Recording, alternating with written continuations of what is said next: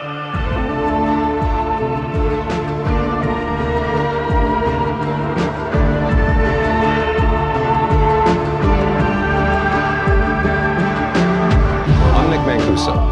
this episode of Mysterious Forces Beyond, channeling the spirits of the dead.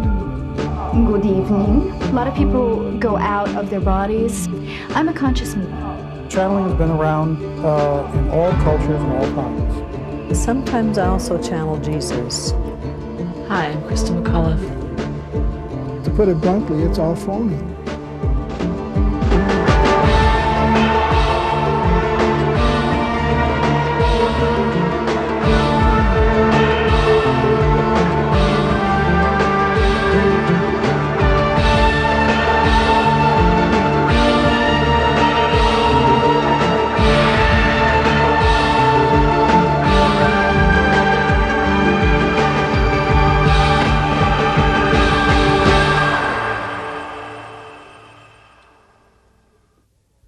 They came to tea in Victorian parlors.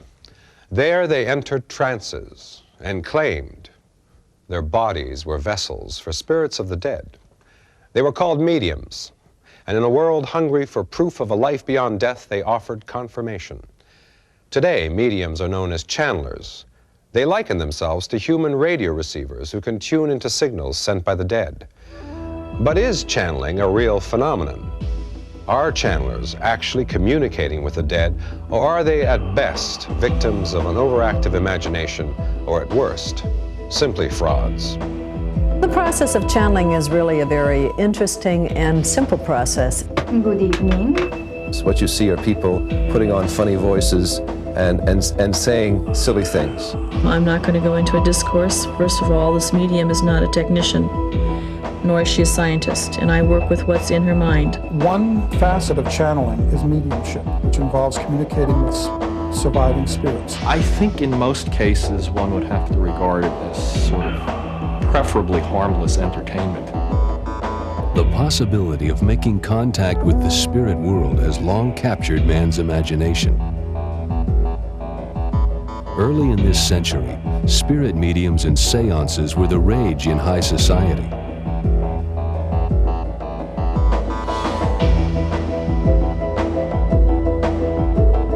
Today, spirit mediums known as channelers are popular once again, and some claim to channel not just the spirits of the dead, but beings from other planets and other dimensions.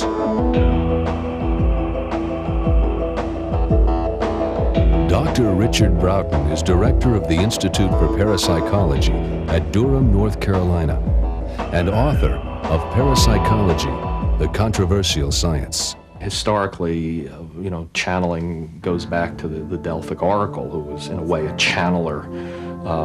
Channelers of the last century had the context of spiritualism about them. Some channelers will go into a trance and kind of assume a different personality. Other channelers don't change a whole lot. It's almost as varied as there are channelers.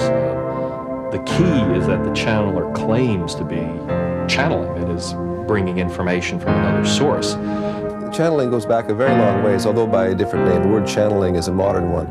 If you go back to the turn of the last century, mediums were very, very much in demand. Of course, with the advent of the First World War, there were millions of people dying, and that gave a real boost to mediumship because all kinds of people wanted to get in touch with their slain sons and so forth. Mediums carried on always in darkness, or almost always in darkness. People would gather around a table, and the medium then would produce evidence, actual physical evidence of the spirit world. Either one would see faintly lit trumpets floating in the air, or one would feel things, or one would hear things. Quite different from the modern channeler, because the kind of thing the mediums did 100 years ago would look silly these days. Well, the spiritual business started with the Fox sisters in Hyattsville, New York. They started the whole spiritualism movement. What happened eventually is that one of them, in her later years, confessed that was all a big ripoff. Our forebears in the Society for Psychical Research at the turn of the century spent enormous efforts trying to validate channeled information that came out of the medium's mouth. Was it really true, and could they verify it? And in the end, all they learned was that some people were a little bit better at this than others, but they didn't learn anything about the phenomena. The modern-day channeler dispenses with all of the trappings and simply pretends to, broad daylight, let the spirit speak.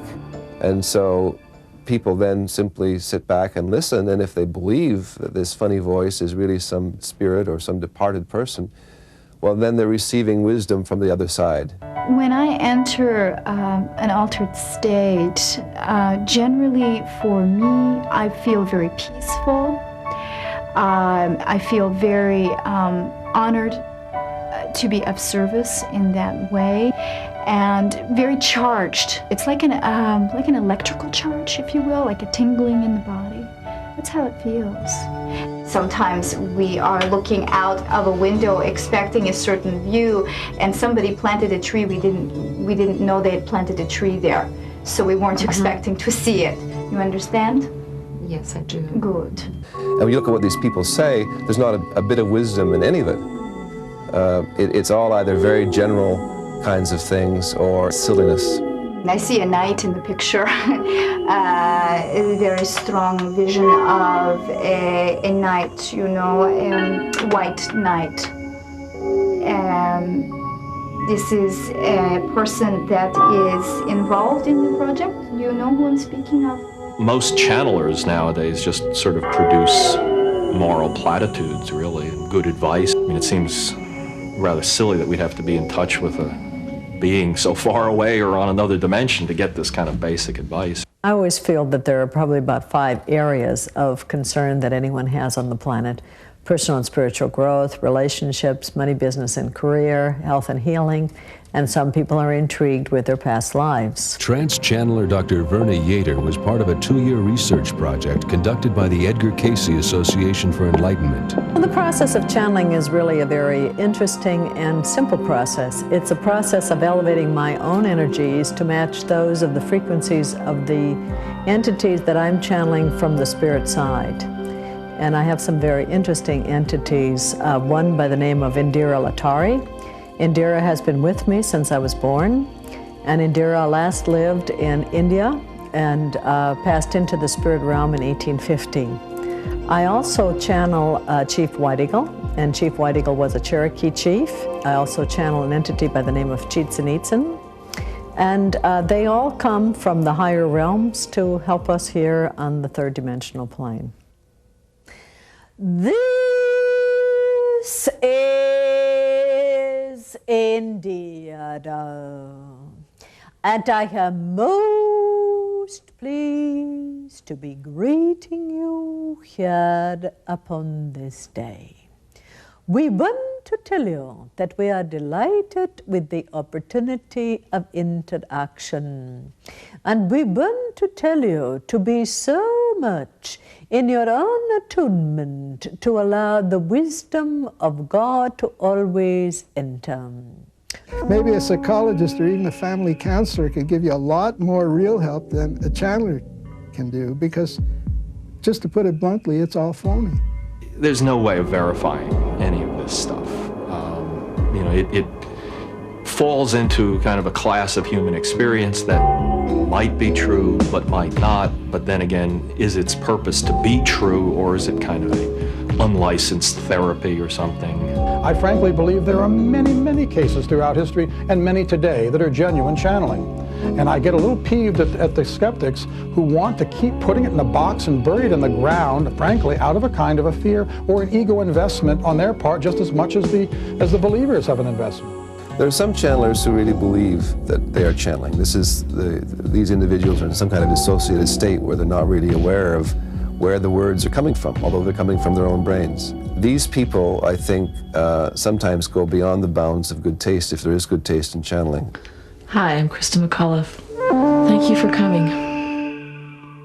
Can channelers really communicate with the dead? Mysterious Forces Beyond traveled to Aptos, California, where Regina Ochoa and Jeannie Love claimed to channel the Challenger astronauts. We'll throttle down to 65% shortly. I've always enjoyed watching takeoffs of all the Apollos, but I never felt 3 engines running normally, 3 good fuel cells. It really changed my life in a matter of seconds. Challenger, go at throttle up. I didn't even feel a connection until the channeling. And that was nearly 2 weeks after the event, and I wasn't at home, and it was a fluke. We have a report from the flight dynamics officer that the vehicle has exploded. The people that were with us, my husband and our friend, we realized that Krista McAuliffe was speaking, and she was absolutely terrified. We're looking at checking with the recovery forces to see what can be done at this point.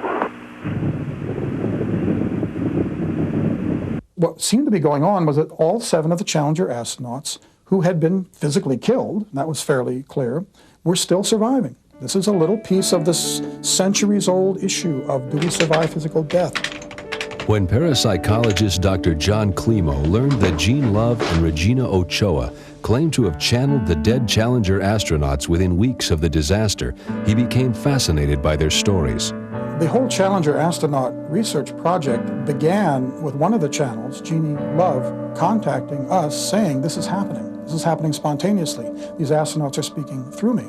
We didn't really seek them out. They sort of sought us out. Regina Ochoa is a housewife and writer who claims to channel the spirit of Challenger Commander Dick Scobie. Before I know it, I could feel myself changing dramatically and being pulled away like I was going to pass out, basically. And I just started drifting, and the next thing I know, Commander Richard Scobie was identifying himself. And I personally didn't know the name of the Challenger commander. I went home and checked on it afterwards. Jean Love is a Quaker school principal and a psychic. She had been Regina's channeling teacher before their separate encounters with the Challenger astronauts.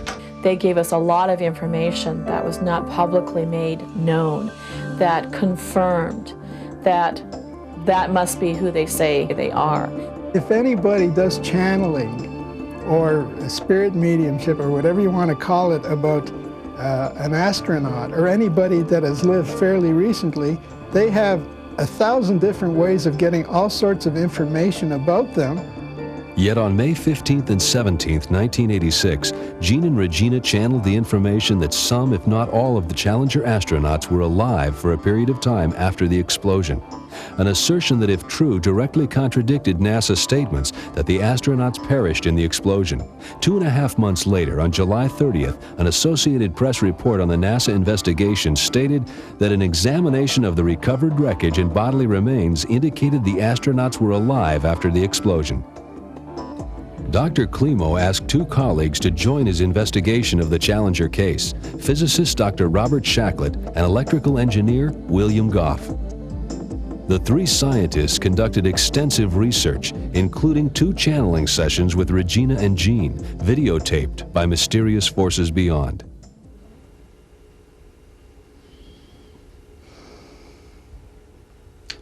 Hi, I'm Krista McAuliffe. Thank you for coming. I guess we're ready for whatever comes our way.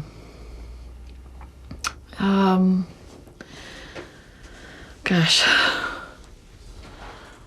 I can't believe it. It's a very emotional experience for us. This just is show business again. There's a man I believe in Florida who channels a dolphin, and this dolphin has all kinds of knowledge about the world. Other people channel Einstein. Someone else channels John Lennon. You know, take your pick. Why not the Space Challenger people? Because after all, most people, probably in the whole world, but certainly in North America, feel some emotions when they think about the Challenger explosion. And so it's a good seller. It's a good angle. We fell to Earth, and we went through the burning process, entering.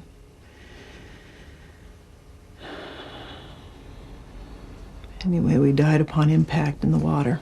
There have been a number of occasions when we worked with them, when they were both at the same time working with us, or when either one of them alone was with us, which was more often, when we would be interacting, asking for specific information, really entering into the dialogue, really, in a sense, trusting for the time being, for the sake of argument or for the sake of what we could get, that we really were talking to the astronauts and just sort of giving over to that and getting in response very detailed, interesting information. Shacklett and Goff conducted a second session with Gene and Regina. This is Commander Francis R. Scobie. Thank you, Bob. Thank you for allowing us to come in tonight. And we're open for the interviews. Krista's already in here. We're ready to go.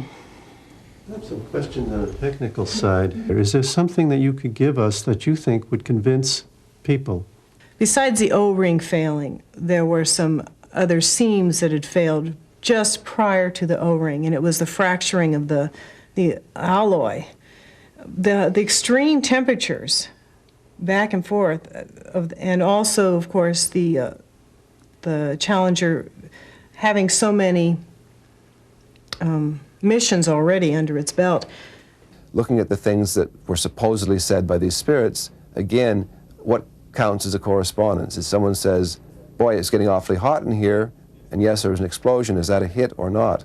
Okay, why don't we go back and look at what, other than the O-ring, resulted in the shuttle accident? We have volumes of technical information that has been channeled. I'm not going to go into a discourse. First of all, this medium is not a technician, nor is she a scientist, and I work with what's in her mind. So I have to give, to my best abilities, the information that is there. In a case like this, where a channel is asked for particular technical information and they're not forthcoming with it, no matter what they're saying, I can understand why a skeptic would say, well, see, they're not really channeling, or see, they can't really deliver. I think that's a perfectly valid point, but it depends upon the situation. There was no doubt in their minds that we survived the explosion, but that we did not survive the impact. I fell all the way. I fell all the way. And it was really hot. If the person doing this channeling is sincere and dissociated and really believes that these are the voices of the Challenger crew, well, that's one thing. However, if the person, in fact, has just chosen to use these people because their memories are sacred to many people, then I find it disgusting. It's just exploitation. Are the deceased astronauts of the Challenger mission really reaching out to us through space and time? Regina and Jeannie believe they are, but skeptics continue to raise unanswered questions. Could the strange history of another tragedy support the claims of Jean Love and Regina Ochoa? Dr. Klimo and his colleagues discovered a dirigible disaster similar to the Challenger case in a book by John Fuller entitled The Airman Who Would Not Die. Which was the historical base for what is happening here with the astronauts. 60 years ago, when this crew of the dirigible came back and was recorded. We were amazed to find that there was a similar incident to what happened to the Challenger back in the history of the dirigibles. It was called the R-101 crash that occurred on a ship going from England, I think, to India, and it crashed in France in 1930. In 1928, English war hero Captain W. Hinchcliffe vanished in flight. Soon after, famed medium Eileen Garrett claimed to contact Hinchcliffe's spirit. The spirit was worried about the development of the R-101 airship, which subsequently crashed on its maiden flight. Later, Garrett contacted members of the R-101's doomed crew in a series of seances. The R-101 case remains unexplained, as do the claims of Jean and Regina. First of all, I would go under the assumption that they are making contact, because whenever you make an assumption, you open up that part of the experience. But there might be some personal objects, for example, that they took on board with them that might not be widely known or might not be known by anyone else, or there might be just a particular phrase or the way that they say it that would be very familiar to a family member. There might be something that they said in saying goodbye that particular day that they left, that they spoke to someone. It would be very simple to do that. Now, of course, there would be still those skeptics that say, well, someone could have told them that. I believe enough time has passed that the psycho-emotional loadedness of this whole situation for the very people to whom we would need to go to get verification has diluted. There's more water under the bridge, more time has passed. I believe we can now approach some of these people, the families, NASA officials, fellow workers, friends, and they are not as likely to respond in as knee-jerk and emotional way as they would have 4 or 5 years ago. I think there are a cadre of channelers, as I say, who really believe that they are taken over by the spirits are speaking through them. And when I say that that's self-delusion, what I mean is that it's relatively easy, it's a kind of almost a hypnotic phenomenon, for someone to come to believe that they are not in control of their own voice. And that's a psychological phenomenon that's not particularly strange. And parapsychologists are not interested in preserving mysteries or proving mysteries. We would just want to understand how these phenomena work, and that's going to demystify them by its nature. There's a lot of research that could be done that would help tease out who's really channeling and who isn't. To date, it's a crapshoot. It's a matter of intuition. It's a matter of examining the information and one's own gut sense very often. If you watch a channeler, it's extremely easy to see the technique. You have to be a bit glib, you talk in a funny voice. It's showbiz, and when you look at it that way, I think the question to ask is this: how hard would it be for any of us to be a channeler? If you watch a channeler perform on television and say to yourself, how hard would it be for me to do that if there are no spirits? You need some kind of a spiel. You've got to be able to say it glibly. It can't sound as though you're searching for words. But apart from that, what's so impressive? Or perhaps a different way of looking at it, how hard would it be to hire an actor to act like a channeler? And could you tell the difference between the two? Until these questions are resolved, channeling must remain more an entertainment than a source of knowledge about the afterlife. Next time, journey with us to the borders of the known and the unknown on Mysterious Forces Beyond.